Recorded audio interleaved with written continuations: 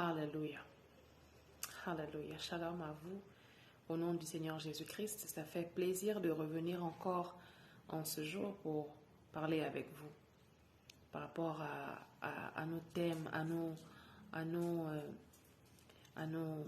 moments de prière que nous partageons ensemble. Parce que la Bible nous dit que vous connaîtrez la vérité vous affranchira, elle vous rendra libre. Alors dès que tu as une révélation, dès que le Seigneur te permet de comprendre le fonctionnement de quelque chose, de démasquer quelque chose et que tu acquiers la connaissance sur ça, il te faut être apte à partager avec les autres. J'aimerais faire comprendre à quelqu'un que les élus passent et traversent des moments, des expériences, si je peux dire, souvent très, très, très difficiles. Et cette expérience-là, ce n'est pas tout le monde qui aura la capacité ou l'habilité aussi de l'expérimenter. Ce n'est pas tout le monde qui vont passer par les mêmes réalités que les élus, bien que les enfants de Dieu, que ceux qui sont prédestinés à accomplir de grandes choses. Ce n'est pas tout le monde qui vont accepter de passer par ces moments-là. Alors, il faut beaucoup respecter les gens. Il faut beaucoup respecter l'onction qui se trouve sur quelqu'un. Il faut respecter favorablement la grâce qui repose sur une personne. Parce que ce n'est pas tout le monde qui passe par les mêmes difficultés et en ressort vainqueur. Tu peux passer par les mêmes difficultés qu'un élu, qu'un missionnaire, qu'un appelé, que quelqu'un que Dieu a destiné, prédestiné pour diriger. Mais quand vous passez par ces mêmes épreuves-là, toi tu vas échouer, lui va réussir. Parce que quoi, vous n'avez pas la même force, vous n'avez pas la même capacité. C'est la raison pour laquelle on peut tous être dans une salle de classe, un professeur nous enseigne, on écoute tous les mêmes explications, mais arrivé à l'examen, il y a de ceux qui sortiront premiers de la classe, il y a de ceux qui seront derniers de la classe. Alléluia. Comprenons que beaucoup de gens n'ont pas la capacité de supporter, ils n'ont pas la capacité de porter les poids, les douleurs des épreuves. Car on doit se le dire, ce n'est pas à tout le monde de supporter les épreuves. Il y a de ceux qui sortiront victorieux, il y a de ceux qui en ressortent battus. Il y a de ceux qui sont appelés à être des leaders. Et si tout le monde est en train de leader, de gérer la génération au même moment, finalement, on va suivre qui? Il n'y avait qu'un seul Moïse et tout le monde, les Aaron, les Caleb, tout ce monde était derrière Moïse pour accompagner la vision de Moïse jusqu'à ce que la saison de Moïse se termine pour que quelqu'un d'autre vienne prendre la relève. Car en réalité, il n'y a jamais eu de leader dans une même génération. Ça ne se fait pas. Les épreuves aussi ne sont pas des choses physiques. Et très souvent, on ne les reconnaît pas. Vu la vitesse à laquelle le monde court, tu n'as presque pas le temps de réfléchir et de comprendre que ce que tu vis en temps réel, ce sont des épreuves. Qu'est-ce que je veux dire par là? Tu vas te voir en train de vivre une réalité, mais sur l'instant, sur le coup, tu n'es pas conscient que tu es en train de vivre une réalité, que tu es en train de vivre une épreuve, tu es en train d'être testé, tu es en train d'être tenté. C'est pourquoi j'avais dit la fois passée que parfois tu peux te trouver en train de passer un examen, mais tu ne sais pas que Dieu te met devant un examen. Tu te dis, mais Seigneur, pourquoi ma vie est comme ça? Au fond là, Dieu te teste. Tu es devant un test et si tu échoues, tu perds ta part. D'où comprenons que la vie est remplie des épreuves. Les épreuves là sont des épreuves pas souvent physiques. Tu ne les confrontes pas à l'œil nu comme ça. C'est souvent des choses qui arrivent sur le plan spirituel.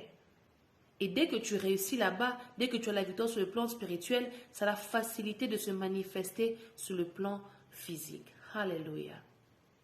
Certains sont mentalement émotionnels. Beaucoup arrivent à présent à présenter ces tests-là, mais la majorité échoue et renonce par les propos du genre « Vinangai apasi, naeki kotika baninga », nous sommes venus accompagner les gens. C'est la raison pour laquelle je me rappelle ce témoignage qu'une amie m'a donné, là où elle se plaignait. « Ah, moi je viens, c'est moi accompagner les gens. Regarde ceux qui ont les belles voitures. On est venu, c'est moi les accompagner. » Elle enviait tellement la beauté de la voiture de son prochain. Arrivé quelque part en centre-ville, Dieu l'a dit, je vais t'ouvrir les yeux pour que tu voies la voiture que tu es en train d'envier. Quand Dieu l'ouvrit les yeux pour voir la voiture qu'elle enviait, elle voit bien un bel homme ressortir de la voiture. Elle voit un homme très beau sortir de la voiture. rentrer dans la boutique pour acheter les histoires à manger. Mais quand la personne là est sortie de sa voiture, elle le voyait en deux dimensions. Il y a l'aspect physique et l'aspect astral. Là où toi tu vois physiquement comme ça, et puis la personne voit la vraie nature de la personne là sur le plan astral. Et la personne là était un squelette. La voiture que la personne là conduisait n'était pas un BMW. La voiture c'était un cercueil. Tu vois un peu. Alors, toi qui te limites seulement sur ce que tu vois physiquement, terre à terre. Ah, il a un beau habit. Son habit est plus beau que la mienne. Il a ceci, moi je n'ai pas cela. Tu as envie des choses physiques qui te confirment que ce que tu as envie physiquement, c'est réellement ce que tu vois. Ah, lui il mange les riz et le haricot. Moi je n'ai pris que la bouillie. Qu'est-ce qui te dit que c'est des riz et le haricot? Peut-être que ce sont les asticots qu'il est en train de manger. Je me rappelle encore de ce film que j'avais suivi un jour, les hommes qui partaient explorer la mer. En arrivant quelque part, ils rencontrent un bateau perdu, un bateau enfoncé dans l'eau. Ils sont rentrés dans ce bateau-là pour exploiter qu'est-ce qu'est ce bateau. C'était un peu du genre Titanic. Quand ils rentrèrent dans ce bateau-là, il y avait des esprits dans ce bateau qui vivaient. Physiquement, le bateau était en rouille. Mais quand ils sont rentrés dans le bateau est devenu en vie, comme s'il y avait jamais les rouilles, comme si ces gens n'étaient pas morts. Ils commençaient à voir les femmes en train de danser, faire des spectacles au podium. Il y avait des gens qui buvaient, il y avait des champagnes, les serveurs, les lumières de partout, tout était beau. Ils ont oublié que quand ils sont rentrés là, à l'intérieur là, ils avaient vu que tout était en rouille et puis c'est dans l'eau. Et on leur présente la nourriture, ils se mettent à manger. Ils ont mangé la nourriture, il y avait la poule, il y avait tout ça, ils ont commencé à manger. Et à un moment, les femmes commençaient à venir leur séduire. Ces femmes-là n'étaient pas des femmes, elles étaient belles à voir, mais ce n'étaient pas des vraies femmes. C'était des esprits de sirènes. Et lorsque Dieu maintenant a ouvert leurs yeux pour voir là où ils se trouvaient, ce qu'ils mangeaient, ils se sont rendus compte que c'était des illusions. Et le monde des ténèbres fonctionne dans l'illusion. Les sorciers là que vous voyez là, que vous enviez là, ils fonctionnent dans l'illusion. Le monde astral, c'est un monde d'illusion. Parce qu'ils ont échoué d'avoir ces histoires-là physiquement comme ça, alors ils se contentent de ça sur le plan spirituel. La personne a ouvert les yeux, il pensait qu'il mangeait les spaghettis et la poule, il voit comme ça là, il mangeait les rats avec les asticots. Si Dieu t'ouvre les yeux pour voir, il y a de ceux qui nous envient par exemple, il y a des gens qui vont t'envier là. Ils envient ta vie, ils envient ton mari, tes enfants. Ils ne t'envient pas parce qu'ils ont envie de t'envier, parce qu'ils n'ont pas ça. Alors comme ils n'ont pas ça, ils viennent sur le plan astral. J'ai aimé ce que mon mentor a dit, que Jacob là où il dormait sur le rocher. Il dormait sur un roc. Mais quand Dieu l'a ouvert les yeux pour voir, il s'est rendu compte que c'était un lieu redoutable parce qu'il y avait un transfert, il y avait un travail astral qui se faisait là. Le lieu était redoutable, pourquoi? Parce qu'il y avait un trafic spirituel qui se faisait là. C'est pourquoi, quand le diable n'arrive pas à t'avoir physiquement, il t'envie, il te parle, il te dit « Ah, tu n'es même pas belle ». Il te flatte avec, il te dit des choses négatives, il voit que ça n'a pas d'efficacité, il t'attaque sur le plan spirituel. Et en te présentant maintenant des épreuves. Et toi maintenant, comme tu n'as pas la force, tu vas échouer. C'est la raison pour laquelle je dis qu'il faut sortir des sentiments. Il y a des endroits là où on doit mettre les sentiments, il y a des endroits là où on ne doit pas mettre les sentiments. Quand tu es dans le monde, peut-être tu vois qu'on te poursuit pour te faire du mal. Mais tu ne vas pas partir là-bas en train de trembler. Tu dois te lever et réagir. Parce que là-bas, c'est ta vie, c'est de ta vie qu'il s'agit. Tout en dépend. Jusqu'à ce que jusqu'à ce que tu comprennes que tu es le seul qui doit passer ce test-là. Personne ne viendra passer le test à ta place. Personne ne viendra combattre à ta place. Tu dois combattre pour ta délivrance. Tu dois combattre pour ta liberté, surtout si tu es celui qui est choisi comme le leader de demain. Tu dois agir. Tant que tu n'agis pas, rien ne se fait. Hallelujah. Zebroya mahasokava mahante. Thank you, Holy Spirit, for this moment. We welcome you. Come and inspire us one more time. Viens nous inspirer encore davantage, afin que Il nous faut arriver à un point où on atteint le niveau où on comprend que la vie ici est un combat. La vie en soi est un combat. Et les combats sont différents. Comme mon mentor aime me dire, chacun avec sa montagne. Et le plus loin tu avances et creuses, plus profond et douloureux tu atteins le brisement, en y ressortant plus enrichi, émotionnellement, mentalement, spirituellement et même psychologiquement. Il faut comprendre que la vie en soi est un combat. Quand tu acceptes de venir à la vie, j'avais parlé de ça, les spermatozoïdes étaient en train de courir dans l'utérus. Chacun cherchait à prendre sa place. Dans le fallopian tube, chacun cherchait à arriver jusqu'à l'ovum. When you reach the ovum, là où il y a la fertilisation, quand la fertilisation se prend place, ce n'est pas tout le monde qui vient fertiliser. Ce n'est pas tout le monde qui rentre dans la fertilisation.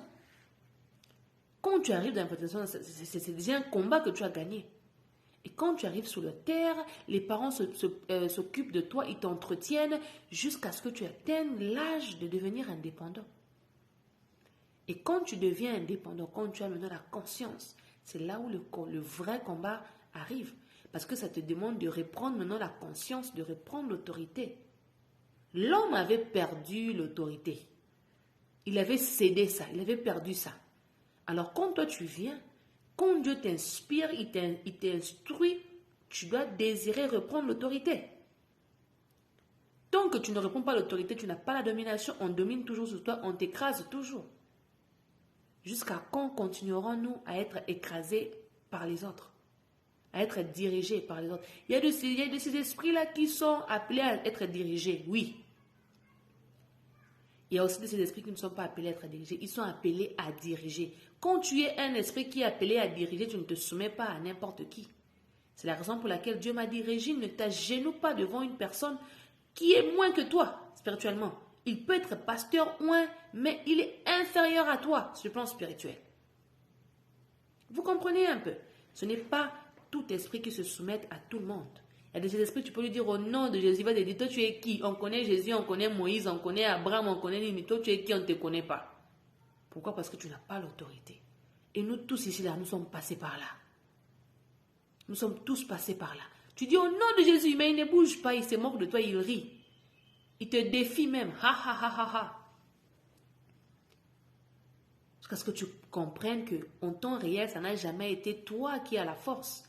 Si nous n'avions pas pour nous Jésus-Christ de Nazareth, où serions-nous? À la mention de son nom, tout genou fléchit. Et il vient faire de nous co-héritiers. Et c'est alors que nous obtenons la domination et la capacité de régner. Ça me rappelle les mathématiques. Au début, on peut te présenter les choses faciles. 1 plus 1 est égal à 2. 2 plus 2 est égal à 4. Quand tu connais ça, tu te dis que moi je suis devenu doué en mathématiques. Je maîtrise maintenant les mathématiques. C'est faux. Le plus tu avances, le plus les épreuves deviennent douloureuses. Le plus les épreuves deviennent douloureuses, le plus tu deviens dominant. Le plus tu prends le pouvoir. Prendre le pouvoir n'est pas facile. C'est pourquoi je viens déconseiller tous ceux qui ont envie, ceux qui ont les pouvoirs là. Si tu sais que tu n'as pas la force, il ne faut pas envier quelqu'un qui a les pouvoirs. Il ne faut pas combattre la personne qui a les pouvoirs. Il ne faut pas te sentir inférieur, mais te sentir tika ina position naie. Lui, il a mérité ça. Il a combattu le bon combat. Si tu veux le pouvoir, toi aussi, va combattre aussi les bons combats. Dans le cas contraire, tika mutu oya longi avana na trône. Ce n'est pas tout le monde qui sera président de la République d'un pays. Celui qui va être président pour diriger tout le monde, ce sera un homme qui est capable. Parce qu'on peut commencer la course tous au niveau 1. 1 plus 1 est égal à 1, oui. 2 plus 2 est égal à 4, oui. Mais il arrive un moment là où vous n'allez plus parler de 1 plus 1 est égal à 2. Vous allez parler des cosinus, vous allez parler des sinus, des tangentes, des racines carrées, des valeurs absolues. Vous allez parler de ces histoires-là. Et quand vous parlez des logarithmes, quand vous atteignez les trigonométries, là on te met 8 triangles dans une boule. On te met tous les triangles là dans une boule. On te demande de faire des calculs. C'est là que tu réalises qu'en temps normal, les maths ne sont pas faites pour toi. C'est là où tu réalises que C'est pas tout le monde qui est appelé à être leader. Je sais que le leadership, ça s'apprend. Tu peux être un élève qui apprend auprès d'un mentor pour devenir leader au futur, à l'avenir.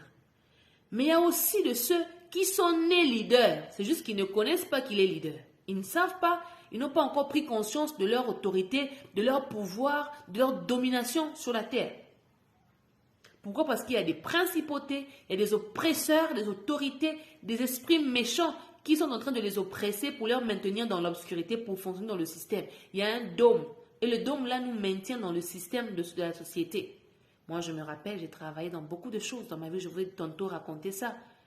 Dans l'office, dans le bureau, tu gagnes bien ta vie. Tu es dans un office climatisé. Tu viens à 8h30, tu finis à 16h30. Tu as tout le temps de travailler, tu as tout le temps de profiter de ta vie. Et au travail, il n'y a pas beaucoup de clients. La majorité du temps, tu es seul. Devant ton ordinateur, tu peux écouter la musique, tu peux suivre faire tes cours en ligne. Mais je ne trouvais pas la joie de vivre là-dedans. Combien même la fin du mois, j'avais un salaire. Je ne trouvais pas la joie de vivre là-dedans parce que ça ne me correspondait pas. Je fais le travail de décoratrice des mariages. Là où on décorait les mariages des salles des fêtes des gens. Je prenais plaisir à apporter la joie aux mariés. Mais le travail était pénible. Tu vas décorer, quand tu finis, tu dois encore enlever tout ce que tu avais décoré là. Même si l'argent est beaucoup, parfois l'argent n'est pas beaucoup, mais le travail est extrêmement pénible. Tu ne sens pas la joie dans ce que tu fais. Mais il y a toujours un domaine là où quand tu arrives dans ce domaine-là, quand tu te mets à exercer dans ce domaine-là, tu ressens la joie. Tu ressens la paix. Tu ressens l'envie, c'est moi de faire le travail là sans arrêt. Moi, mon cas, c'est la prédication, c'est la prière, c'est la musique. Quand je suis en train de fonctionner dans ces trois casquettes-là, l'enseignement, quand je fonctionne dans ces casquettes de thérapie mentale, psychologique, quand je fonctionne dans ces domaines-là, croyez-moi, j'en ressors richement béni. J'en ressors fortifié. J'en ressors boosté à un niveau incroyable. J'aimerais encourager quelqu'un à vouloir élever son esprit. Désire à sortir des travaux aux Salamoussa, tu fais des travaux durs, mais tu gagnes peu d'argent. Tu te réveilles à 3h du matin, tu sors, tu travailles de 4h30, tu travailles jusqu'à 22h30. Et pour que ce soit là, à 2h ou 3h de temps à Pamba, et tu te réveilles encore. Mais mon salaire à Malongate. Quand tu vis ça, c'est pas normal. On n'est pas né pour travailler plus, souffrir plus, avoir moins de revenus. Non. Non. Il faut te lever et commencer à prier par rapport à ça. C'est là où tu comprends que les mathématiques ne sont pas faites pour toi. Tout le monde n'est pas appelé à être un mathématicien. Tout le monde n'est pas appelé à être géologue. Il faut accepter le rôle de l'autre, comprendre que c'est sa mission, c'est son rôle, se soumettre aussi à sa directivité. Priez, le soutenir, priez Dieu pour que Dieu le fortifie et vous aussi le soutenir dans la mission que Dieu lui a accordée. C'est très important parce qu'à chacun sa responsabilité. Quand tu fais bien ta part, Dieu finit par t'honorer. Parfois aussi, c'est que tout le monde peut être fait pour les maths. Mais c'est juste que tu laisses qui t'enseigner les mathématiques. Quand tu es un bon professeur qui enseigne très bien, facilement tu assimiles aussi bien les choses. Mais quand tu es un professeur qui est dur, qui te complique la vie, qui ne veut même pas que tu puisses apprendre, c'est la raison pour laquelle j'ai compris qu'il y a peut-être 5 à 10% des gens qui comprennent et qui connaissent la vérité. Notre but sur la terre, notre mission sur la terre, les principes de ce monde pour réussir, pour avoir. Mais ces gens-là qui connaissent les 70% et ils veulent garder les 90%, les 90%, on veut les garder dans l'esclavagisme. C'est la raison pour laquelle tu vas voir que s'il y a un sorcier dans votre famille, le sorcier là voudra vous contrôler vous tous. Parce qu'il ne voudra pas que vos bénédictions puissent vous arriver à vous. Il va vouloir collecter vos bénédictions à vous tous pour qu'il puisse s'enrichir lui. S'il ne s'enrichit pas sur le plan physique, il s'enrichit sur le plan astral. Tu vas voir, maman, moi, quand diplôme à moi, il retient le diplôme de l'enfant. Physiquement, la maman en question, elle est pauvre. Mais spirituellement, c'est une reine qui conduit dans le monde des ténèbres. Ouvrons les yeux au nom de Jésus. Hey!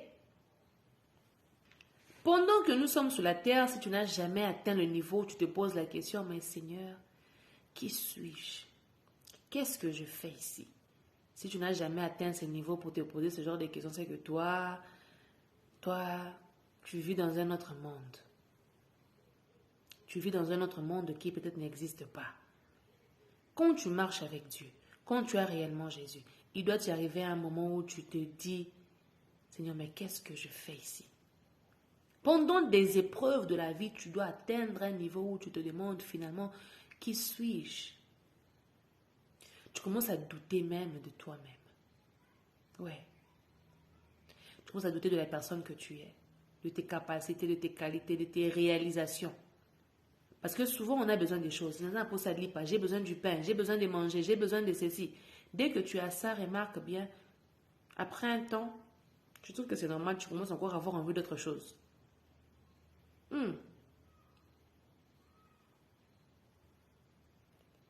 Lorsque tu ne te remets pas en question, lorsque tu ne te poses pas des questions, qui suis-je, qu'est-ce que je fais, qu'est-ce que ni, ça veut dire que tu n'as pas encore compris comment le monde veut fonctionner. Parce qu'il y a des moments où il faut que tu puisses dire à Dieu, Seigneur, mais tu es où? Tu m'as abandonné. C'est ça. Ça montre que tu es en train de vivre des choses. Il y a des moments où tu dois te sentir du genre, Seigneur, mais tu te sens embrouillé. C'est important. Sans ces questions-là, sans ces questionnements, tu ne peux pas savoir où tu te tiens où. Parfois, on oublie que Dieu est un Dieu fort, puissant. Parfois, on oublie ça. Ce sont des épreuves comme ça qui viennent te rappeler la force et la puissance de Dieu. Ça vient te rappeler, mais finalement, Dieu est qui? Il est où? Papa fait quelque chose. Oui. Oui. Le premier test, souvent, c'est quoi? Le premier test, c'est d'affronter sa vraie nature. Test numéro 1, affronter sa vraie nature. Il y arrive un moment quand tu nais, tu grandis, tu fais des études, il y a un moment où Dieu va te mettre devant la réalité de ta vie. Surtout, ça s'applique beaucoup sur ceux qui aiment prétendre. J'ai rencontré des gens dans ma vie qui ont l'esprit de prétention. Les femmes et des hommes qui prétendent être ce qu'ils ne sont pas. Et moi, je déteste tout celui qui prétend être ce qu'il n'est pas. Quand tu prétends être ce que tu n'es pas, tu sais pas, tu attires quoi à toi? Tu te bloques toi-même, tu te limites toi-même. Il y a des gens qui aiment venir dans ta vie, te disent que je t'aime, je t'apprécie. Elle vient en forme d'amie, mais elle n'est pas ton amie. Elle vient pour t'exploiter. Elle voit son intérêt. Donc chacun voit son intérêt dans ce monde ici. J'ai rencontré une personne dans la musique, dans le cadre de la musique, qui s'est faite amie à moi. Ce n'était pas pour que je puisse être une bénédiction pour elle. Non, elle s'est faite amie à moi pour m'exploiter, pour que je parte faire des chansons pour elle dans ses concerts, pour que je puisse publier ses histoires quand elle les postait, pour que je l'encourage, que ma communauté puisse embrasser ses histoires. J'ai rencontré des gens comme ça dans ma vie. Et dès que sa mission était accomplie, dès qu'elle avait ma communauté dans sa paume, dès que j'avais fait ce qu'elle voulait que je fasse pour elle, parce que quand elle te propose ça là, toi tu penses que non, c'est juste en train d'aider mon ami, ce n'est pas grand-chose. Mais elle sait que ça représente beaucoup pour elle. Des amis qui t'exploitent. Mais non, tôt ou tard, Dieu arrive à te mettre devant la vraie réalité de ta vie, la vraie nature de ta vie. Là, tu ne vas pas fuir ça. Tu es toi-même devant. Donc, si tu étais une personne qui mentait souvent là, tu seras devant tes propres mensonges. Tu vas devoir les affronter.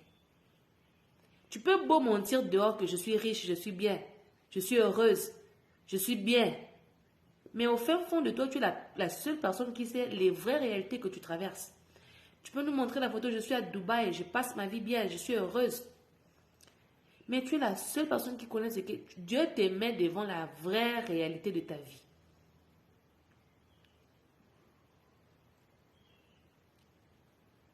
Vous savez, la société nous embrouille avec ces réalités. La société nous montre des fantaisies là bizarres.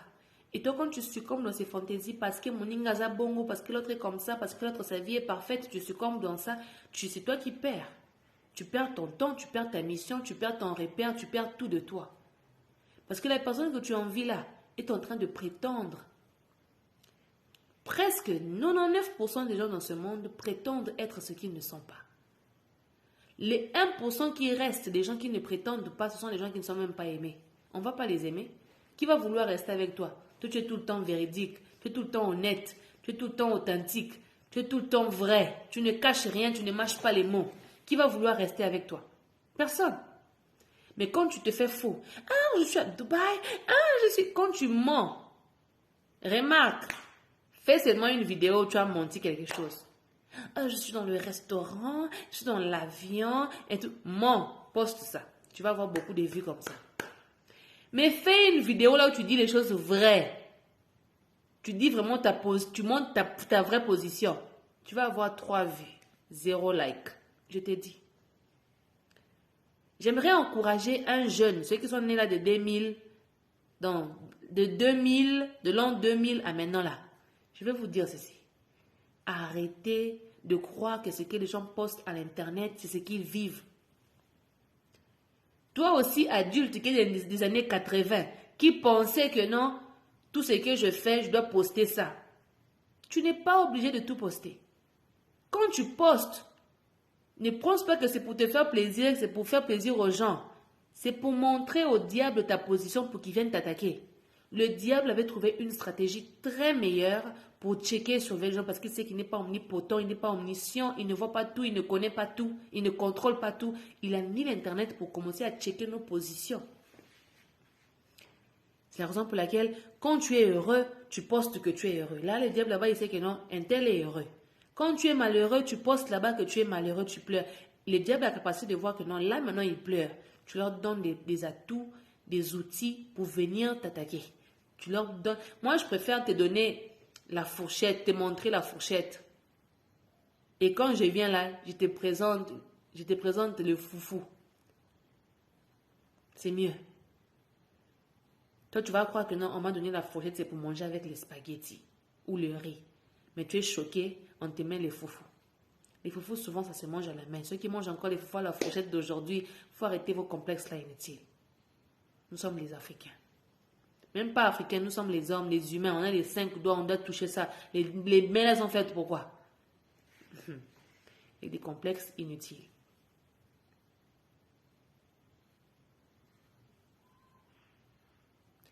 Souvent, certaines personnes développent la colère, le manque de patience à cause de l'entourage.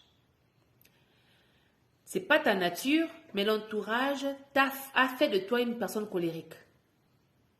Les épreuves que tu rencontres au milieu de ces gens-là, ça t'affecte. Les énergies, les ondes négatives de ces gens-là t'affectent et fait de toi une personne mauvaise. Okomi kanda kanda, okomi kosikara pamba pamba, et pourtant c'est pas ta nature. Mais il arrive un moment où Dieu te ramène devant ton miroir pour que tu puisses te refléter, pour que ta vraie nature ressorte. Là, tu ne vas pas te voiler la face. Excusez, osa mutakanda. Si tu es colérique de nature, devant ton fait accompli, devant ta nature, là, devant ta réalité, Dieu te montre que toi, tu es une personne égoïste. Toi, tu es une personne menteur. Tu nourris le mensonge en toi. Tu prends plaisir à mentir, à prétendre, à cacher des histoires. Dieu n'aime pas ça. Il te met devant ta propre réalité. Là, même si tu vas me mentir, moi, tu me mens à moi, ce n'est pas un problème. Mais tu ne te mentiras pas à toi-même. Et le salaire du péché, c'est quoi? C'est la mort. Ce que l'homme sème et finit par faire quoi? À y récolter. Quand tu es devant la réalité de ta vie, quand tu es devant ta vraie nature, le voile tombe. Le voile tombe, tu n'as plus besoin de copier. C'est pourquoi j'avais parlé de la fille qui chantait et moi je voulais chanter comme elle. L'autre fille qui parlait, elle parlait comme ça et moi je voulais parler comme elle. Je penchais ma lèvre pour parler quand même que c'est une bonne chose. Toute chose n'est pas copiée. Chacun a sa destinée, chacun a sa lignée, chacun a son chemin que Dieu l'avait déjà tracé. C'est à toi de respecter le chemin que Dieu avait tracé pour toi. Ainsi, tu es dans ta vraie nature. Quand tu portes la casquette qui ne te correspond pas, tu sors de ta vraie nature. Embrasse ta vraie nature au nom de Jésus. Embrasse ta douceur au nom de Jésus. Quand tu as le Saint-Esprit en toi, tu vas manifester les fruits de l'Esprit. La douceur, la patience, la tolérance, la compréhension, le pardon. Alléluia. Vous savez que nous sommes dans un monde prétentieux. Là où tout le monde essaie de mentir, de prétendre, pour faire bonne image, pour garder le respect, pour se faire valoriser. Beaucoup de gens prétendent. Presque tout le monde ici, 90%, 90% des gens vivent dans le mensonge. Ils prétendent être ce qu'ils ne sont pas. Pourquoi? Pour se faire une place dans la société. La majorité, c'est pour se faire une place dans la société. Je donnerai un exemple. J'ai rencontré un pasteur, un homme de Dieu, un grand homme de Dieu, à Kinshasa. Et quand je suis arrivée à Kinshasa, en 2012, je rencontrais cet homme-là. Dans les courses que je faisais et tout, accompagnée de ma très chère maman, la personne là était avec nous. Tu sentais vraiment que c'était un homme responsable, un homme fructueux, qui avait ses moyens. Non, je vais vous amener au restaurant. Non, ici je vais payer. Non, il faut que tu découvres Maluku. Il faut que tu découvres Kinkole. Il faut que tu découvres le restaurant Village, Plaza Village. Il faut que tu découvres, je dis ça parce que c'est là où moi j'étais allée. C'est les endroits que je connais. Et après tout ça, la personne nous dira, ah, je vais vous inviter aussi à la maison chez moi. C'était une erreur de sa part. Il avait prétendu, il s'était déjà élevé il s'était déjà ajouté des galons là pour élever son niveau. C'est une chose qui est normale. Et nous, on ne pouvait que croire qu'il était comme ça, qu'il vivait dans tout ça. Jusqu'au jour où nous sommes allés chez lui. Volontairement, il nous invite. Quand Dieu veut t'exposer l'état d'âme d'une personne, il peut même l'aveugler, les démons là. Toi, tu ne sais pas que Dieu l'a aveuglé pour que toi, tu puisses aller voir sa vraie nature. Dieu permet des choses comme ça deux fois pour que nous, ses enfants, nous puissions comprendre là où nous sommes, avec qui nous avons fait alliance. Quand Dieu t'ouvre les yeux pour comprendre l'état d'âme d'une personne, il faut te poser la question deux fois. C'est pas pour rien. C'est pas un hasard. Et quand on arriva chez ce monsieur, je vois la maison inachevée. La maison bizarre, presque pas de tôle. Tout était bizarre. Vous savez, quand vous n'avez pas de moyens, que vous acceptez votre condition de vie telle que ça y est, ça c'est autre chose. Et j'encourage beaucoup ça. Accepte-toi tel que tu es. Accepte-toi tel que tu es. Mais ne te vante pas de ce que tu n'as pas. Ne te vante pas de ce que tu n'as pas. Accepte ta nature. Embrasse ta vraie nature telle qu'elle est. Telle que tu es. Affronte ta vraie nature. Dieu va te mettre au point où tu affrontes ta vraie nature. Il t'expose à ce que tu affrontes ta vraie nature. Quand tu mens là, tu te mens à toi-même. Tu ne mens pas aux gens. Quand je suis arrivée chez lui, j'étais choquée. J'étais déçue. J'ai dit à maman, mais l'argent que la personne ici a dépensé, a misé sur toi et moi, pour qu'on aille manger au restaurant cher, pour qu'on aille dans les Maluku, dans les Kinkole, dans les Plaza Village, je ne sais pas, moi j'ai dit ça en anglais. Fikin, pourquoi ne pas miser ça pour finir ta maison? Pourquoi ne pas miser ça pour meubler ta maison? Lorsque tu habites dans une maison, tu dors dans un lit confortable, ton esprit déjà est apaisé. Quand ta chambre est aérée, ta chambre est propre, avec des lumières et tout, des rideaux propres, ta chambre sent le parfum, ça invite le Saint-Esprit. Oui. Mais quand ta cuisine est sale, tout est bizarre, tout est encombrant, tu n'invites pas Dieu. Je ne me suis pas réveillée le matin comme ça. Quand je me suis réveillée, il m'a fallu prendre une douche pour venir me présenter devant vous. Si je me présentais devant vous sans avoir pris une douche, j'allais avoir l'air de quoi? J'allais avoir l'air de quoi? Ce n'est pas respectueux déjà. Déjà, ce n'est pas respectueux. Embrassons nos vraies natures. Sortons de l'hypocrisie. Avant de chérir, de montrer que non, moi, ma vie est parfaite, de montrer des trucs luxueux, rassure-toi que ton intérieur reflète ton extérieur. Quand tu me vois, quand tu vas venir me voir face à face, je dois être pareil. Je ne dois pas être différente. Je sais qu'il y aura légèrement une différence à cause de la poudre. À la télé, peut-être la poudre fait ressortir plus mon visage. Mais ça doit être similaire, presque similaire quand tu viendras en face.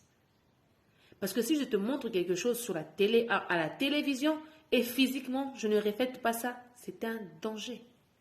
C'est que je suis une personne fausse. La façon que je te parle ici, je dois être la même façon que je te parle là, c'est la même façon que je dois parler en privé. Imagine en privé, je suis une personne qui râle tout le temps. Et ici, je viens, oh bien-aimé, shalom, je vous bénis de là où vous êtes. Je commence à contrôler mon parler. Je suis fausse. Supposons que moi, je bégaye naturellement. Je bégaye naturellement. Parce que c'est par rapport à mon sang. Je l'ai hérité de quelqu'un, de la famille. Parce que la personne bégayait naturellement. Si le bégaiement n'est pas naturellement, que Dieu m'en délivre. Mais si le bégaiement n'a rien à voir et que c'est naturel, parce que je l'ai hérité d'un parent allié au sang, ça c'est normal. Là, je ne peux pas prétendre ça. Par contre, quand je viens en public, je dois parler avec beaucoup de calme pour que je ne puisse pas beaucoup bégayer. C'est tout. Mais ceux qui ont bégayé en privé, si tu bégayes en privé et que tu viens en public, tu commences même à nier que moi je ne bégaye pas. Tu renies ta vraie personnalité. Tu ne peux pas renier ta vraie nature. Tu ne peux pas renier ton père. Tu ne peux pas renier ta mère. Tu ne peux pas renier ta famille. Peu importe leur rang social, peu importe leurs origines, peu importe d'où ils viennent, peu importe ce qu'ils sont. Alléluia.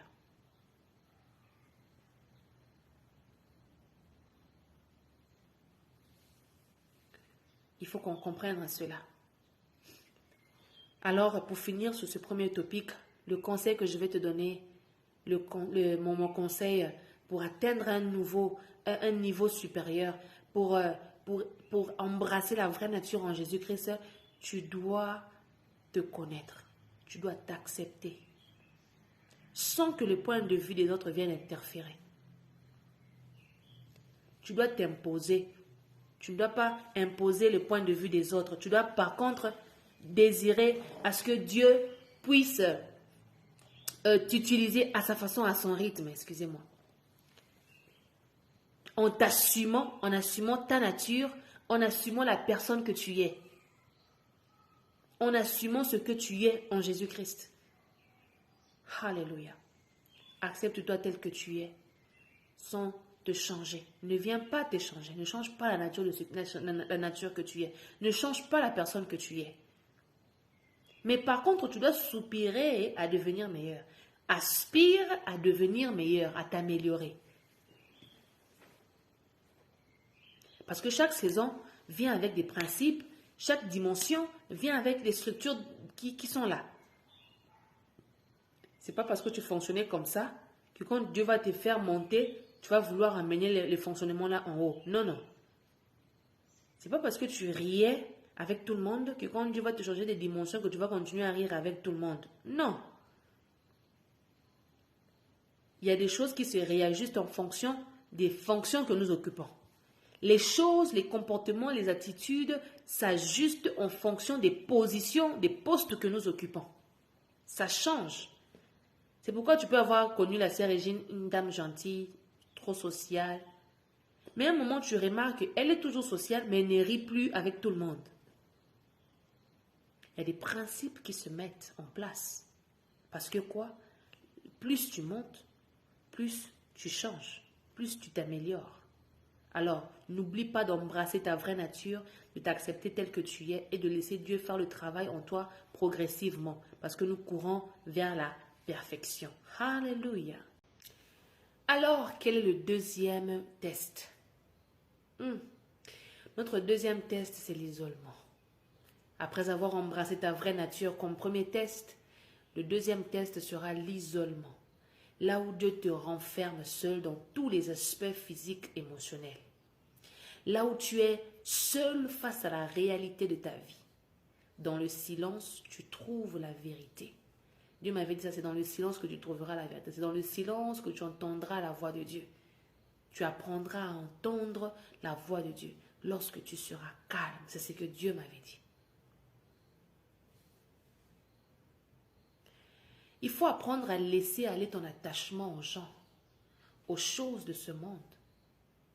Il faut juste accepter un moment de mettre la foi. Et je parlerai un peu plus de la foi en profondeur. Pourquoi je dis ça? Parce que ce qui est appelé à être à toi finira toujours par te localiser, que tu le veuilles ou pas. Même si tu pars au fin fond du village. Je me rappelle de ce que ma soeur m'a rappelé. On suivait un film là au Congo, dans les années 2006 ou 2008 maximum. La fille était pauvre. Elle était au village. Mais le prince l'a vue. Là où elle marchait pour aller puiser de l'eau, le prince l'a rencontrée. Donc quand quelque chose est à toi, c'est comme l'aimant avec la pièce d'argent. Ça va s'attirer toujours. Tôt ou tard, vous finirez par être ensemble. Il faut, dans l'isolement, Dieu te permet de le rencontrer, de le connaître, comme j'ai dit, mais de faire le travail aussi avec toi. Là où tu ne dépends plus des pensées des gens, tu ne dépends plus des réactions des gens, tu ne dépends plus des opinions des gens. Tu fonctionnes par rapport à ce que Dieu te dit. Parce qu'il y a de ceux qui, avant de faire quelque chose, tu penses que mon habit ici me va. Tu penses que les cheveux ici me vont. Tu penses que mon make-up ici, la poudre ici me va. Tu penses que je devais mettre les boucles d'oreilles. Tu penses que tu attends l'opinion des autres. Ceux qui passent par des moments là où on les humilie, là où on les critique à tout moment, ce sont des gens qui ont exposé leurs besoins, leurs attentes aux gens. Quand tu attends la confirmation de l'homme, c'est ce qui fait que tu tombes dans ça là. Moi, je suis le genre de personne qui n'attend l'approbation de personne. Si Dieu me dit, Régine, fais 1, 2, 3, qui que tu sois, quoi que tu fasses, tu ne m'empêcheras pas à faire ce que je dois faire. Je vais le faire jusqu'à la fin. Que tu acceptes le projet, que tu n'acceptes pas le projet, que tu acceptes et que tu m'écoutes ou pas, je vais faire ma part. Parce que je n'ai pas besoin que tu puisses venir approuver. Si tu vas approuver, gloire à Dieu. Si tu es convaincu d'approuver, gloire à Dieu. Si tu n'es pas convaincu d'approuver aussi, gloire à Dieu. Mais moi, je fais ma part. Il y a de ceux qui vivent en fonction de, si je prêche la prédication, si je vais faire fuir les bandits, les frères et les sœurs de l'église vont fuir. Alors je dois seulement prêcher ce genre de bénédictions pour leur garder à l'église. Erreur. Erreur monumentale. Et que Dieu t'aide à te repentir. Alléluia.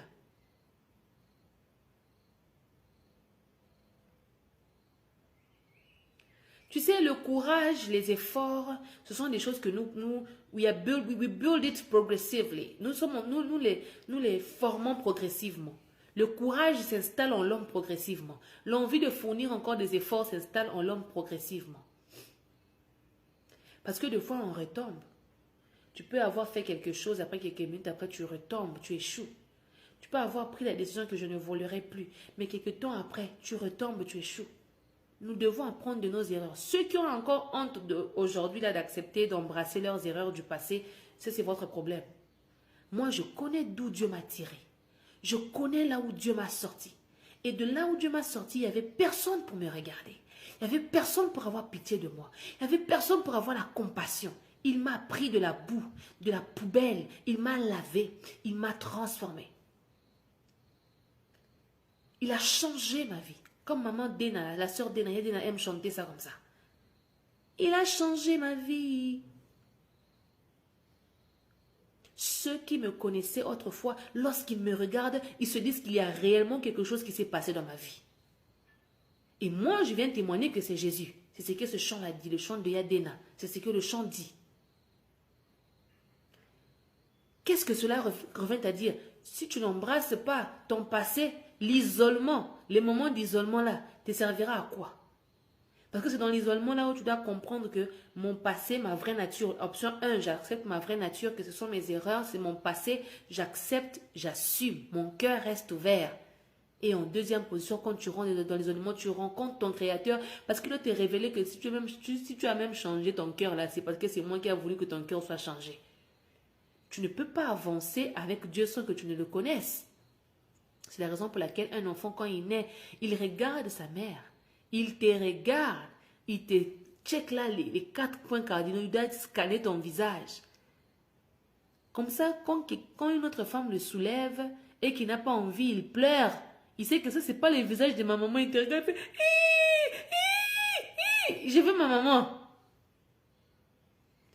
Et il scanne aussi son père. Il sait que ça, c'est pas mon papa.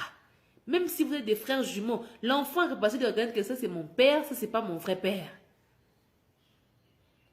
Dans l'isolement, nous permet de rencontrer le Seigneur. Les épreuves difficiles nous permettent d'être brisés. Alléluia. Troisièmement, laisser aller aussi une forme de... laisser aller les choses. C'est aussi une forme de sacrifice.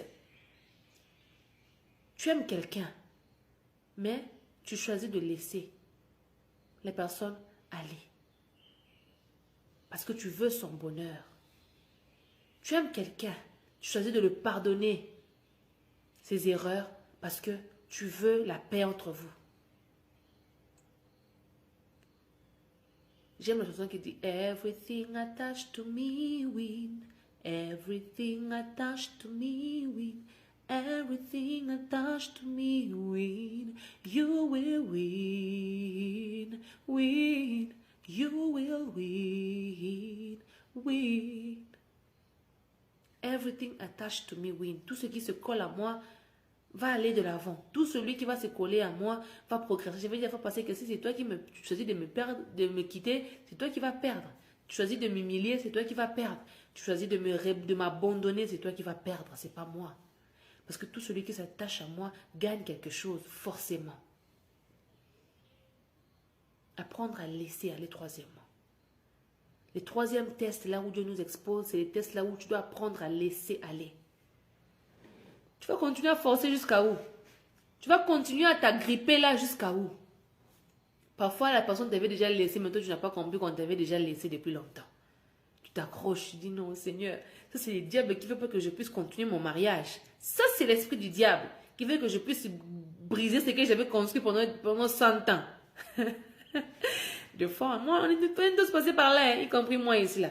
Tu t'accroches comme une sorcière, tu dis que non, je ne lâcherai pas, comme Kirikou. Au fond, là, Dieu veut que tu lâches pour que tu puisses vivre ta bénédiction. Parfois, Dieu va utiliser ton entourage. On va te tirer les oreilles que non, ici, là, on t'aime plus, il faut partir. Toi, tu n'écoutes pas, têtu. Tu n'arrives pas à écouter. Parfois, c'est l'envoûtement aussi. L'envoûtement aussi existe. Ça te maintient là, tout le monde te fait raisonner, mais tu n'arrives pas à comprendre la vraie raison. Jusqu'à ce qu'un jour, où Dieu permet la douleur pour que tu finisses par lâcher prise. C'est la raison pour laquelle j'avais dit que la douleur de foi vient pour nous enseigner des choses. Pas seulement pour nous enseigner, mais pour nous détacher aussi. Tant que tu n'as pas reçu la douleur là, tu ne prends pas les décisions concrètes. Il y a des douleurs au tout et ça n'a pas si mais je ne vais plus marcher ici et mais il y a des douleurs quand ça te pénètre le cœur, tu te dis ça fait mal, hein. Et ça n'est pas si beau. Baboya yo, oebite ke baboyi yo, mais baboya yo kala yo zo ebate ke baboya yo. Ozo forcer ka. Maintenant tu découvres que moutonga ki kuna bali sans ton consentement. Sans que tu ne saches, sans que yona ebo sur la ke si la qui. Ça fait mal. J'aimerais encourager quelqu'un à vivre dans la vérité. J'aimerais encourager un frère ou une soeur à vivre dans la vérité. Quand ça ne marche pas, il faut dire, je suis désolé, ici ça ne marche plus. Séparez-vous en paix. Même si les gens vont parler après, ils vont critiquer, ils vont vous juger. Au moins toi, tu as fait ta part. Tu as pris 50% des responsabilités. Apprenons à prendre 50% des responsabilités. Les femmes, surtout nous, on aime accuser, c'est moi la faute de l'homme. Si on sait qu'on s'est séparé, c'est à cause de lui. La femme aime toujours chercher une raison là pour dire qu'il y a boya qui est à cause de ça. Il y a boya à cause de la raison morote. Et si mbiga raté, to kabwana, to tikalaka en paix. C'est tout. Et très souvent, il ne faut pas en vouloir aussi aux gens qui ont peur de te dire la vérité. Souvent, il ne faut pas avoir le regret là, de dire il ne m'avait pas dit pourquoi. Il a juste peur de te perdre parce qu'ils savent voir la valeur que tu as en toi. L'homme qui ne te quitte pas, qui ne veut pas te quitter, il sait la valeur que tu as dans sa vie. Il sait que tu représentes beaucoup. Il sait que non, je ne la donne pas l'argent. Elle s'occupe d'elle elle-même. Elle s'entretient elle-même. C'est une perle rare. Il ne sait pas comment te quitter. Quand même il n'y a pas l'amour, ou bien quand même il cherche plus, ou bien il cherche moins parce qu'il est encore immature. Il s'embrouille encore dans sa tête. Il ne veut pas te quitter. Mais toi, quand Dieu déjà élève ton état d'esprit, c'est à toi maintenant de prendre les directives pour dire ici, ça s'arrête là. Oh, enfin c'est douloureux.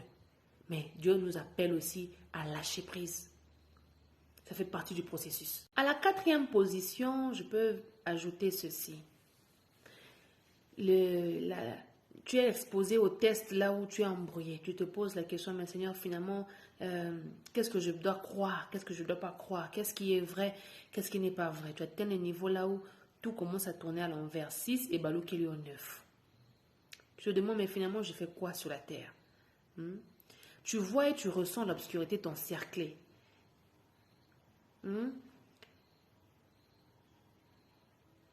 Et là, tu es poussé à garder ton authenticité.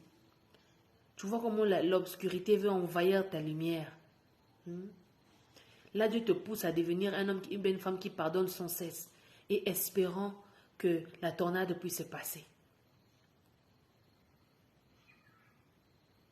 Il y a les questionnements qui te méritent, là, les questionnements qui te traversent maintenant la tête. Seigneur, qu'est-ce que j'ai fait pour mériter tout ça? Qu'est-ce que moi j'ai fait pour mériter tout ça? Vais-je en ressortir vivante? Pourquoi moi? Pourquoi c'est toujours moi qui passe par ces épreuves-là? Dieu nous expose à ça. Ce sont des tests. Il nous expose à ces conditions-là. Là où tu remets tout en question. Parce que c'est nécessaire, parce que ça doit faire ressortir en toi la meilleure version de toi. Ton côté pur doit ressortir. Les ondes négatives doivent finir par te lâcher. Si je dois parler de la souffrance que les élus arrivent à gagner, si je dois un peu apaisantir dans là, on doit comprendre qu'il y a toujours une lumière de l'autre côté. Ecclésiaste, comme je viens de dire, a dit qu'il n'y a rien sur la terre qui est éternel. Il y a un temps pour tout. Alors, il faut comprendre que je vis les épreuves ici. Après, tôt ou tard, je finirai par y ressortir. Soit je perdrai, soit je gagnerai. La réussite, la victoire dépend de la manière à laquelle tu as couru, comme mon mentor aime le dire. Quand tu as bien couru, c'est là où tu vas avoir un bon trophée. Quand tu n'as pas bien couru, c'est là où tu ne vas pas avoir. Si tu as bien étudié, tu as bien assimilé tes cours, à l'examen, tu as bien répondu, tu es obligé d'avoir la bonne note. Ça me rappelle le jeu des Français, là où on leur faisait rentrer la tête dans des trucs de cafards. Les cafards vont marcher sur toi, sur ta peau. Ils vont marcher sur toi. Et quand ils s'agrippent à toi, là, ils s'agrippent à toi, là. Et toi, tu dois rester là, tu ne dois pas bouger. Parfois, c'est des serpents. On te met les serpents qui marchent autour de toi. Quand ils marchent là, toi, tu ne dois pas bouger. À la fin, quand tu vas rester 1 minute, 2 minutes là-bas, on te donne l'argent. Et quand on libère l'argent, il y a les lions. On fait rentrer les lions pendant 2 minutes. Tu amasses beaucoup d'argent que tu peux mettre là-bas, mais tu cours. Et dès qu'on sonne là, on va libérer les lions. Pour dire qu'il y a un temps pour tout. Beaucoup de gens peuvent se dire que moi je suis déjà habitué avec ce problème ici. Tu te familiarises avec le problème là. Tu penses que comme tu t'es familiarisé avec la douleur là, ça s'arrête là pour toi. Non. À chaque niveau, son niveau de douleur. Plus on monte, plus c'est douloureux. La classe de CP1 n'est pas comparée à la classe de CM2. La classe de CM2 n'est pas comparée à la classe de 6e ou de 3e. Ce n'est pas comparé. Ce n'est pas parce que tu as maintenant la maîtrise de la douleur là que ça va rester là. Quand Dieu se rendra compte que le niveau de pression est devenu haut et que tu es devenu habitué au niveau de la pression là, on te fera changer de douleur. Tu auras d'autres douleurs. Il y a de ceux qui avaient atteint un niveau où l'homme l'avait tellement fait souffrir, il a fait voir des hauts et des bas de toutes les formes que la personne est habituée. La personne ne pleure plus, la personne ne réagit plus, la personne te regarde seulement comme ça. Et quand tu atteins ce niveau-là, ça veut dire que le niveau de douleur-là, tu l'as overcome, tu l'as gagné. Et quand tu as gagné le niveau de douleur-là, Dieu t'expose à d'autres réalités, t'expose à d'autres défis, à d'autres challenges. C'est comme ça que le Seigneur conçoit les histoires. Ainsi, It builds your muscles.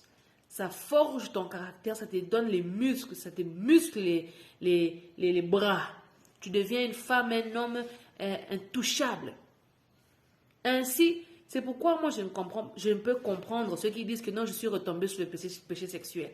Si tu as pu retomber sur le péché sexuel, c'est parce que tu n'as pas encore compris la leçon, tu n'as pas encore gagné, tu n'as pas encore dominé le domaine là. Quand tu domines sur la masturbation, quand tu domines sur le péché sexuel, quand tu domines sur la colère, quand tu sais gérer ce sont des énergies, hein?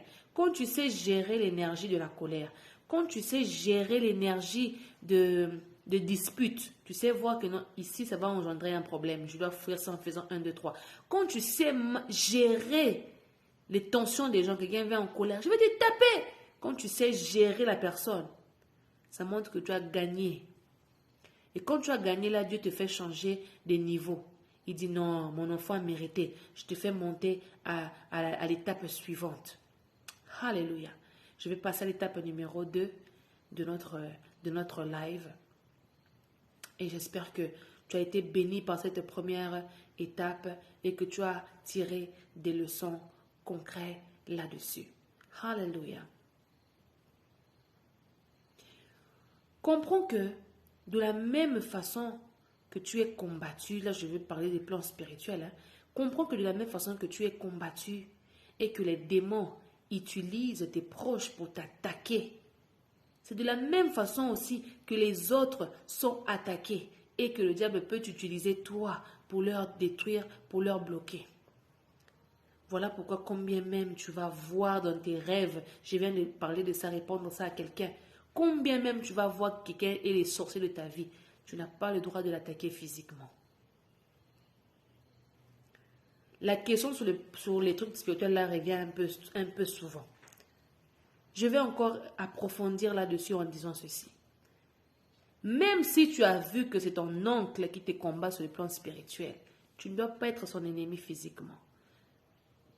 Même si tu vois que c'est la personne que tu aimes le plus qui te combat là-bas, tu ne dois pas les combattre physiquement. Tu ne dois pas le faire.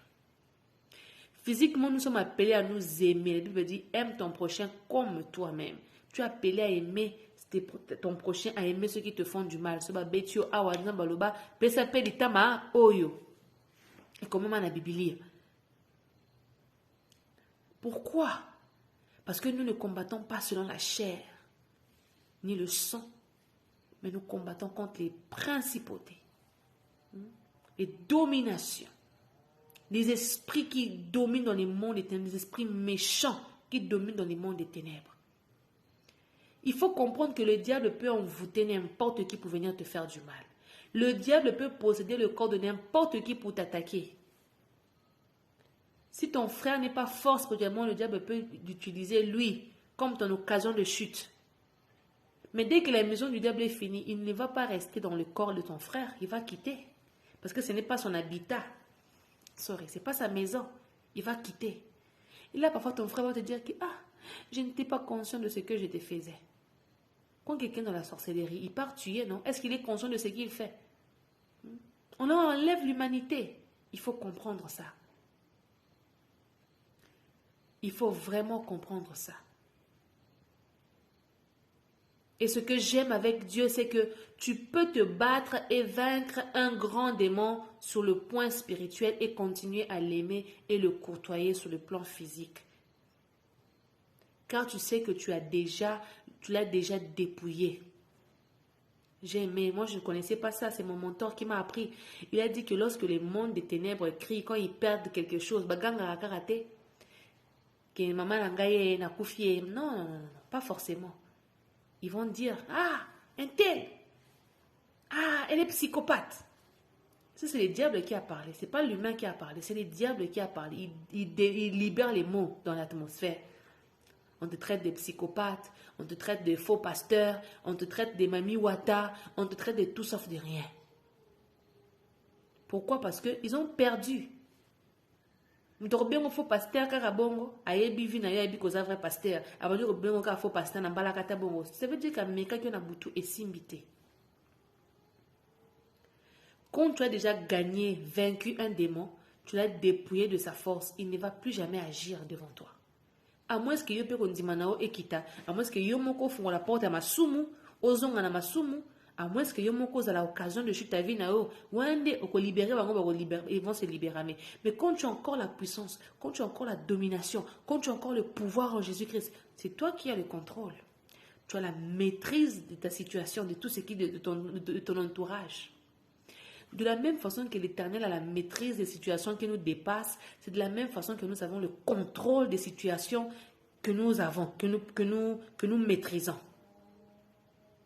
Tu peux regarder les problèmes, les démons ici, tu les maîtrises. Ce qu'on longue dans le monde des ténèbres, longue dans le monde astral, dans le monde spirituel, c'est fini. Il est dans ta poche. Il restera là. Il va rester là. Et puis, il y a d'autres démons qui ne sont pas intelligents. Les sorciers qui sont sages, quand il sait que tu l'as gagné dans le monde spirituel et qu'il ne s'est pas dévoilé dans le monde physique, il va se faire un chien de la rue. Dans le sens que quand tu viens lui donner à manger, il va manger. Il va vouloir te montrer qu'il est allié à toi, qu'il ne t'a jamais fait du mal. Mais au fin fond de lui, il sait que tu avais déjà fait du mal, mais tu l'avais gagné sur le plan spirituel. Et bah, bongo, il faut toujours garder un œil sur lui. Parce que quoi, désormais, tu domines sur lui. Mais il y a des ceux aussi qui ne sont pas intelligents. Il va vouloir te combattre jusqu'à la fin. Et ceux-là, c'est eux qui perdent tout. Ils sont humiliés, dépouillés jusqu'à la moelle épinière. Le monde des ténèbres a plusieurs façons de manifester les cris. Quand tu pries, même si tes yeux n'ont pas vu, spirituellement, il y a eu répercussion. Il y a eu choc là-bas, il y a eu dégâts là-bas. Il y a des AVC, des maladies, des urgences. Il y a des choses qui vont se faire. Il y a des accidents. Et comprends aussi que combien même Dieu te montre ces histoires-là, tu vois que non, l'acte ici, c'est à cause des prières que j'avais fait. La réaction de la personne ici, c'est à cause des prières que j'avais fait.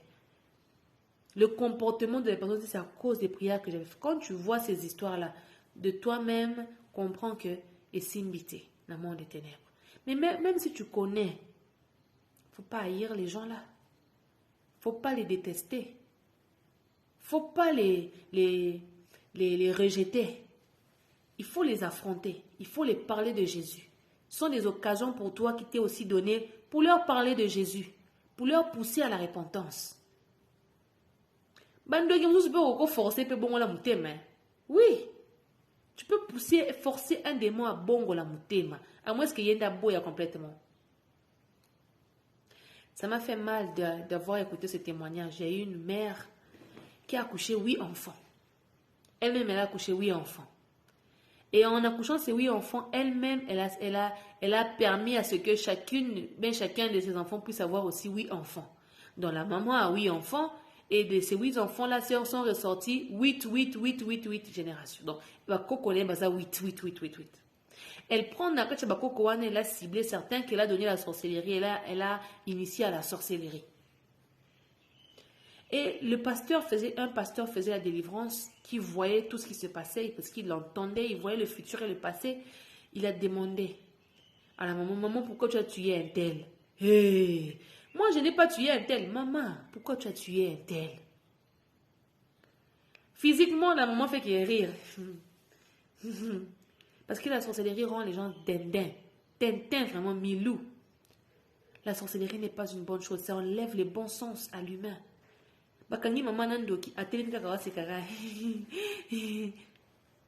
Maman, pourquoi tu as tué tes fils ici? Pourquoi tu as initié l'enfant ici à la sorcellerie? Et là, tu veux bouffer aussi un tel. Elle ne peut pas nier parce que c'est la vérité. Un jour, un sorcier est venu me voir. Et là, je le regardais avec sa vraie nature. Dieu m'a permis de le voir maintenant dans son identité telle qu'il est réellement. Et ce qui m'a tiqué, c'est quand la personne m'a posé la question. Pourquoi tu me regardes comme si c'est la première fois que tu me regardes? C'est le jour où j'ai compris qu'effectivement, tout le temps que je les regardais, je ne les regardais pas avec les yeux de ce qu'il était réellement. Je les regardais avec les yeux de quelqu'un d'autre. Quand je le voyais, je voyais quelqu'un d'autre. Et là, je le voyais par son identité, comment sa vraie nature, comment il est réellement. Et pour la personne comme ça, quand il remarque que tu as découvert son état d'âme, il ne va plus vouloir te fréquenter. Il va commencer à avoir des raisons échappatoires pour s'éloigner de toi car tu as découvert sa vraie nature. À présent, je vais finir avec ceci. Quels sont donc les signes avant d'arriver à l'autre bord? Je vais parler que Dieu voulait qu'on parte à l'autre bord. Mais les signes qui doivent accompagner notre arrivée à l'autre bord, premièrement, c'est la foi. Il faut lire le livre de Hébreux chapitre 11, le verset 1. Et aussi Hébreux chapitre 11, le verset 6. Il faut lire le livre d'Hébreux. Ta foi doit devenir radicale. Celle qui apporte, qui amène à l'existence les choses qui n'existent pas comme le Créateur. La foi créatrice. Tu vois un peu? La foi la foi qui vient de l'âme. Ça, c'est pas la foi que quelqu'un avait dit, il y a moyen d'obéir, non. Ça, c'est la foi qui surpasse toute intelligence. Une foi là, une assurance là, une conviction là, mais extraordinaire. Tu comprends que ça ne vient plus de toi, ça vient de Dieu purement. Et ce genre de foi sont des foi qui sont inébranlables, des foi là qui sont intouchables, les foi qui sont au coco lobanayo, mais moi je sais, Dieu m'a dit, Dieu m'a montré. Même si la promesse tarde à temps là, car elle finira par s'accomplir, ma promesse en est un jour à foi. Ta foi augmente. Là, tu ne crois pas, c'est moi que je vais guérir. Tu ne crois pas, c'est moi ça. Tu ne t'accroches pas seulement à la foi de ton pasteur, ou bien à la foi de ton père, de ta mère. La foi là, c'est ta foi à toi-même. Et une foi inébranlable. Là où tu sais vraiment que non, moi si je vis, c'est la grâce de Dieu. Si je mange, c'est la grâce de Dieu. Si je dors dans une maison, c'est la grâce de Dieu. Une foi que toi-même tu arrives à voir, démonstrative. Quand Dieu m'a enseigné sur la foi en janvier, je ne comprenais pas. Le combat de la foi. Je trouverai un temps où je viendrai parler de ça. Quand j'ai commencé à expérimenter le combat de la foi en janvier, je ne comprenais pas. J'avais fait un live là, j'ai parlé de ça comme si c'était juste un truc léger. J'ai expérimenté le combat de la foi. Là où il fallait vraiment croire. Tu ne vois rien, tu ne pressens rien, mais tu crois. Cette foi-là, c'est des fois-là du genre au tambola. Parfois, on peut pas mettre à la question vision. Maintenant, le diable aussi vient et t'embrouille encore avec la vision. La même vision que tu as vue, mais tu as vu ça en deux formes. Au moni mutu, mais au moins on a forme moussous. Ça bouge ta foi.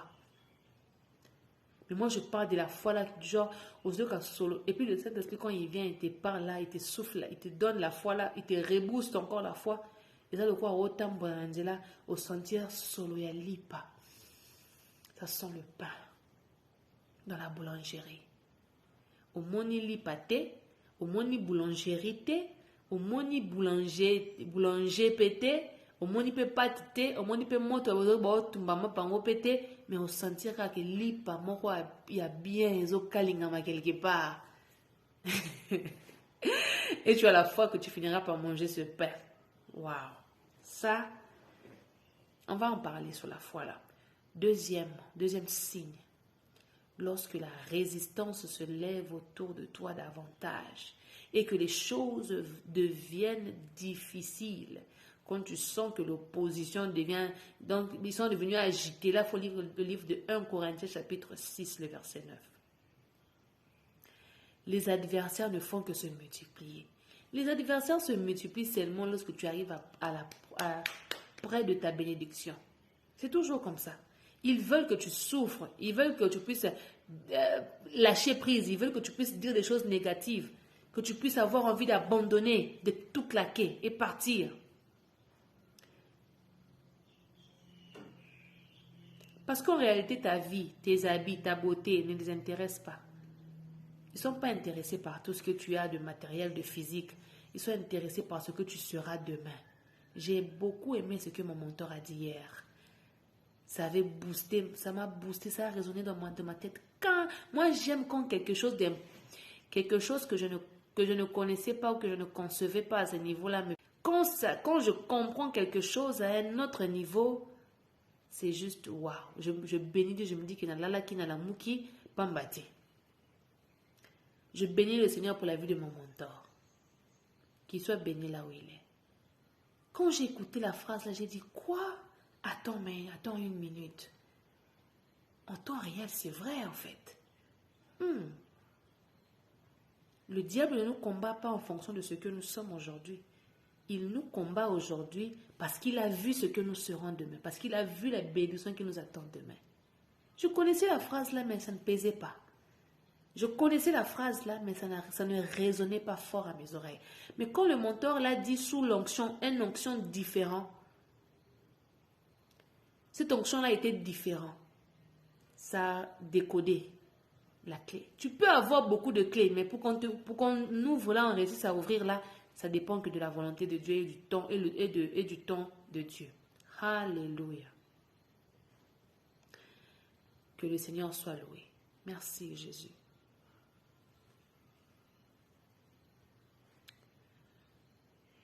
Tu vas remarquer, il y aura des conflits, il y aura des incompréhensions, les désaccords, le malentendu, l'esprit d'abandon, le découragement, le dépouillement arrivent. Et souvent, lorsque certains savent qu'ils ne gagneront jamais, ils te proposent, ils vont baisser leurs âmes pour vouloir s'allier à toi. Fais attention. Quelqu'un ne t'aimait pas avant. Tout à coup, il commence à t'aimer. Fais attention. Quelqu'un ne t'aimait pas. Tout à coup, il commence et quelqu'un t'aimait, commence à ne plus t'aimer. Fais attention. Ce sont des red flags, des panneaux qui te montrent attention, attention, fais attention à la personne ici. Alléluia. Je suis en train de regarder que je commence à ressembler de plus en plus à ma mère. Waouh. Faut pas être orgueilleux. Faut éviter l'orgueil parce que ça t'empêche de comprendre, de raisonner, de réfléchir, de discerner, de réaliser, d'analyser. Demande l'humilité et la lumière. Enfin, je vais finir avec ceci. Faut pas avoir peur. Moi, le Seigneur m'avait dit, Régine, parle, car j'ai un peuple nombreux à sauver dans cette ville-là. Moi, je ne comprenais pas. Je suis allée dire à mon mentor, prophète, il faut que tu puisses parler. Dieu m'a dit de te dire, il faut parler. Il ne faut pas te taire. C'est moi que Dieu appelait. Dieu m'a réveillé. J'ai expérimenté la vie de Samuel, là où Dieu le réveillait à la nuit. Moi aussi, Dieu m'avait réveillé comme ça la nuit à plusieurs fois. Et je repartais toujours chez mon mentor. Mentor. Et pourtant, c'est moi que Dieu appelait. C'est moi que Dieu voulait utiliser pour délivrer tout un peuple. Tu sais, quand tu expérimentes la présence de Dieu, il t'apporte l'onction. Il ne t'apporte pas seulement l'onction, il t'apporte aussi la paix, la satisfaction. Mais il t'apporte aussi le courage de parler, l'audace, le zèle. Parce que jusqu'à quand allons-nous continuer à nous dire que non, je suis encore enfant, il faut pas décider. Mais quand tu regardes aussi la famille en question, tous ceux qui sont censés décider là, ils ne décident rien. Tous ceux qui sont censés faire le travail, ils ne font rien. Chacun voit son intérêt. Dieu va changer les données. Il va confier les clés, la responsabilité à la personne qui est là pour le monde entier. Tu ne peux pas être un président de la République et continuer à avoir seulement ton intérêt du premier mandat au dernier mandat. Non. Si tu veux voler, je ne peux pas t'empêcher de les voler. Mais Dieu utilise les gens comme les Moïse, comme les David, comme les Joseph, pas parce qu'ils sont plus meilleurs que les autres, non. Parce qu'ils ont le souci du peuple. Parce qu'ils s'inquiètent pour les autres. Quand Dieu regarde que toi, tu es égoïste, toi, tu vois seulement ton intérêt. Tu es chiche. On ne va pas te confier la grande mission. Alors, il ne faut pas envier celui qui a la grande mission. Il ne faut pas envier. Parce que lui, il a le cœur, là, l'envie de partager sa bénédiction avec tout le monde. Joseph avait des soucis quand il était en train de mourir. Il a dit à sa famille que non, quand vous partirez, il faut emmener mes os avec vous. Parce que moi, j'ai échoué. Je voulais vraiment que vous puissiez arriver à la terre promise, mais j'ai échoué. Mais Dieu vous visitera. Il faut comprendre qu'il ne faut plus jamais vouloir attendre là que non, comme c'est eux qui ont l'onction, comme c'est eux qui connaissent la parole de Dieu, tout le monde connaît la parole de Dieu. C'est ce que Dieu m'a appris à connaître, à comprendre. Que ne te sous-estime pas. De la même façon que je les ai utilisés, c'est de la même façon que je veux t'utiliser. De la même façon que eux, ils arrivent à prêcher. C'est de la même façon que toi aussi, tu as la capacité de prêcher. Tu n'es pas moins que tout ce monde-là. Je suis en toi, Régine. Je suis en toi, mon fils. Tu peux le faire, tu as la capacité de le faire. Ne te minimise pas, ne te diminue pas. Dieu a confié les tâches aux grands. Il a confié les tâches aux adultes. Il a confié les tâches aux hommes. Mais les hommes ont échoué. Ils sont privés de la gloire. Ils ont échoué. Et Dieu se trouve quelqu'un de disposé pour venir agir. Et que ça, qui que tu sois, femme ou homme, quand tu es seulement disposé, Dieu va t'utiliser. Alléluia. Et quand tu as la clé de la famille entre tes mains, quand Dieu te délivre ta famille, il enlève la clé des mains des mondes, des sorciers pour te donner la clé là. Il ne faut pas prendre ça à la légère, il ne faut pas prendre ça au sentiment, à la blague. Non. Quand Dieu te confie la clé de ta famille, tu as le droit de lier et de délier. Tu as le droit de dire que ici, les trafics songolom pakala ne se feront plus. Les réunions songolom pakala ne régneront plus. Tu as le droit maintenant de décider même sur le plan spirituel, même sur le plan physique. C'est la raison pour laquelle quand tu donnes un ordre, les gens obéissent. Quand tu dis une chose, les gens le font. Maintenant, pour avoir l'autorité là sur le plan physique, il faut d'abord l'avoir sur le plan spirituel. Dès que tu l'as sur le plan spirituel, sur le plan physique, ce n'est qu'une formalité. Alléluia. À présent, il faut refuser un conseil gratuit. Il faut refuser que les mondes des ténèbres puissent avoir la domination. Les sorciers de ta famille là qui régnaient avec votre famille, avec votre bénédiction. Parce que quand Dieu bénit là, il bénit tout le monde. Moi, j'ai aimé ce que le mentor a dit, hein, ça m'a beaucoup touché. Il a dit qu'il y a des gens qui meurent innocemment. Ça m'a aussi rappelé comment les histoires se faisaient chez les Bantous. Moi, j'ai compris ça à ma façon. Les histoires chez les Bantous, à Pointe-Noire, quand j'étudiais l'histoire, quand j'étudiais l'histoire du pays, de l'Afrique, chez les Bantous et tout ça, du royaume Congo, le Royaume-Uni, quand j'étudiais ces histoires-là au Congo, je me rappelle qu'on disait que quand le roi devait mourir, il y avait les rois là, j'ai oublié seulement leur nom, parce que ça fait très très très longtemps, quand on enterrait ces rois-là, le roi Makoko, par exemple, quand on enterrait ces rois-là, on tuait les gens pour que les gens-là puissent mourir avec lui. Même les Chakazoulou, quand on les enterrait ici, on tuait les serviteurs pour qu'ils ne meurent pas seuls. Quand tu pars chez les tombeaux égyptiennes, tu vas voir que le pharaon est déjà mort, mais autour de lui, il y a aussi des gens qui sont morts à côté de lui. On a sacrifié des gens pour qu'ils ne puissent pas aller seuls. Il y a des gens qui subissent pour rien. J'ai aimé ce que mon mentor a dit. Il a parlé de Moïse. On a tué tous les enfants pour sauver Moïse. Et pour qu'on puisse tuer Moïse. Mais malgré qu'on a tué tous les enfants, là, sacrifié zéro pour rien, Moïse n'était pas mort. Il y a des gens qui meurent innocemment. Il y a des gens qui subissent innocemment.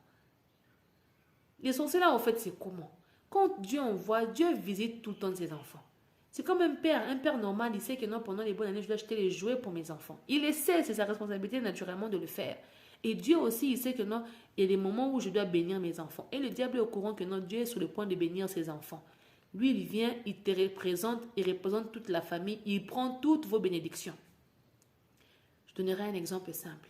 Tu pars, on vous dit que non, il faut venir demain, vous allez avoir les choses gratuitement. Vous partez là-bas tu pars là-bas avec ton ami. Vous arrivez à 2. Quand vous arrivez dans la queue, tout le monde commençait à avoir les sacs de riz et tout. Et puis tu as eu mal au ventre, peut-être la diarrhée ou je ne sais pas, ça t'a dérangé. Tu as dit à ton ami que je pars vite à la toilette. Quand ça sera notre tour, il faut prendre pour toi et pour moi. Ton ami te dit ok. On avait bien vu que les gens là-bas qui donnaient les colis avaient bien vu que vous étiez 2. Alors quand on te va donner les colis, ton ami va dire, ah mon ami elle est à la toilette, il faut me donner pour moi et mon ami. On va vous donner, chacun de vous, un sac. Et tout. Mais comme toi tu n'es pas là, ton ami a pris ta part, il est parti cacher ça chez lui. Quand tu vas venir là, il te dit, mais moi là je n'ai pas eu. Moi c'est moi donné un sac. Et pourtant, on avait donné pour vous 2, mais lui il a pris ta place, ta part. Quand Dieu te confie la clé, c'est pour restituer tout le monde sa part.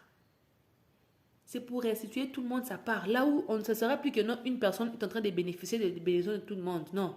Chacun prend sa part de bénédiction. Chacun manage, chacun conserve sa bénédiction. Chacun a le droit de recevoir sa bénédiction. Quand tu deviens le chef d'une famille, quand tu as la clé, la décision de diriger une famille, il faut commencer à réfléchir sur ça. Quand Dieu t'élit pour diriger, contrôler une famille, tu ne vois pas seulement ton intérêt, mais tu vois l'intérêt de tout le monde. Quand tu as fait, moi je combats ceux qui ont fait les règnes, tu as régné, tu as volé les étoiles de tout le monde, tu as abusé de nos étoiles, à nous tous, et tu veux continuer à régner, que nous on continue dans la pauvreté. Ça là, je te combats. Physiquement ou spirituellement, je te combattrai. Toi, tu veux que nous, on continue à venir chez toi te supplier. Il faut nous donner 100 francs. Hein. Donne-nous 100 francs. On te demandera 100 francs jusqu'à quand? Apprends-nous à pêcher. Apprends-nous à pêcher les poissons comme ça. Nous, on va les pêcher. Donne-nous les filets. On va aller chercher les poissons nous-mêmes. Donne-nous l'espace. Parce que l'espace est large. Le lac est large. Donne-nous notre bateau, pirogue. On va les pêcher. C'est ce que Dieu veut. Lui, il veut aller pêcher pour tout le monde. Il prend vos bénédictions. Il vient, il vous donne des miettes. Et il vous montre ça. Il vous montre comme si vous n'avez même... Il vous donne seulement par pitié. Non, non, non. Tu me donnes ça parce que c'est ma bénédiction, je l'ai mérité. Les démoniaques fonctionnent comme ça. Les sorciers fonctionnent comme ça. Il te fait croire que non, il est en train de te rendre service. Au fond, là, il est en train de t'utiliser.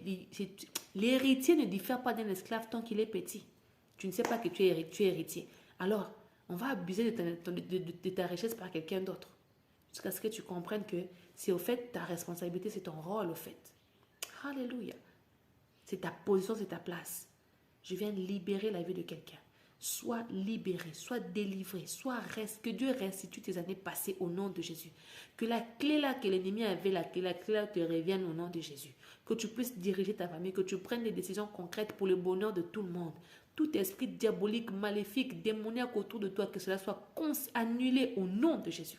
Que la lumière de Dieu te sécurise, que ces anges soient libérés en ta faveur pour te protéger. Aucun malheur ne t'arrivera, aucun fléau n'approchera de toi. Que 1000 tombent à ton côté, 10 000 à toi, tu ne seras pas atteinte. Au nom de Jésus-Christ de Nazareth, sois sécurisé, que la flamme de feu de Dieu puisse t'embraser, te sécuriser, t'entourer. Et que tout celui qui se lèvera en condamnation contre toi, tout celui qui osera, comme mon prophète t'avait dit, tout celui qui va essayer de te toucher, de te combattre, qu'il perde quelque chose dans leur corps. Et que ça se manifeste physiquement. Mais maintenant, tu sauras que et bêti bas les retours.